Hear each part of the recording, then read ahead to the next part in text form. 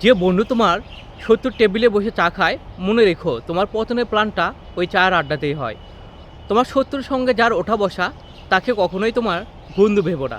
মনে রেখো, একজন মারে সামনে থেকে আর একজন মারে পিছন থেকে।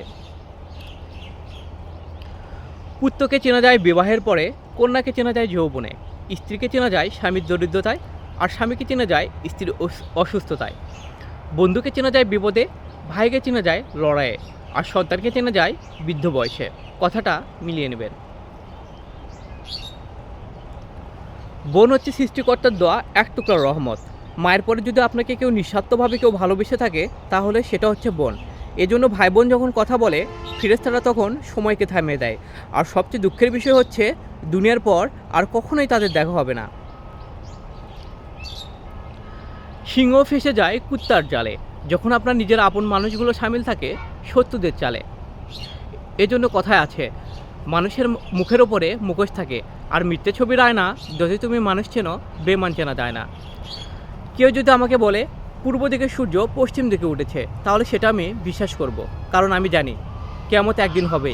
কিন্তু কেউ আমাকে যদি বলে বেমান ভালো হয়ে গেছে, সেটা আমি কখনোই বিশ্বাস করব না, কারণ আমি জানি বেমানরা চাপে পড়লে তাদের স্বভাব বদলায়।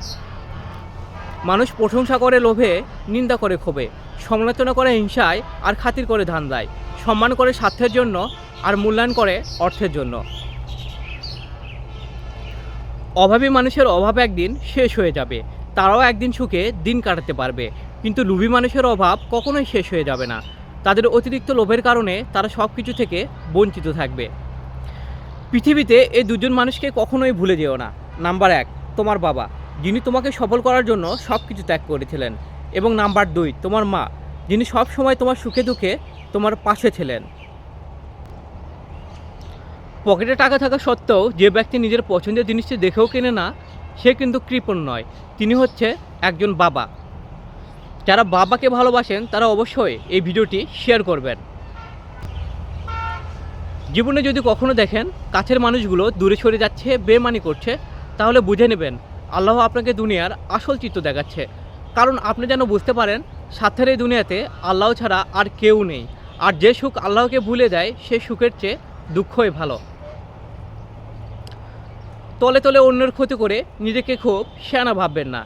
একটা কথা সব সময় মনে রাখবেন, মশা যার রক্ত খায়, তার হাতেই কিন্তু মৃত্যুবরণ করে। হক কেড়ে নেওয়া যায় কারো ভাগ্য, হক কেড়ে নেওয়া যায় কারো ভাগ্য নয়। আমার ভাগ্যে যেটা লেখা আছে, সেটা আমি পাহাড়ের চূড়ায় থাকলেও পাবো। সম্মানিত ভিউয়ার্স, ভিডিওটি যদি ভালো লেগে থাকে অবশ্যই লাইক, কমেন্ট এবং শেয়ার করে অন্যদের দেখার সুযোগ করে দেবেন। আর যারা আমার পেজটিতে নতুন, অবশ্যই আমার এই পেজটিতে ফলো দিয়ে আমার পাশে থাকবেন। ভালো থাকবেন, সুস্থ থাকবেন। ধন্যবাদ।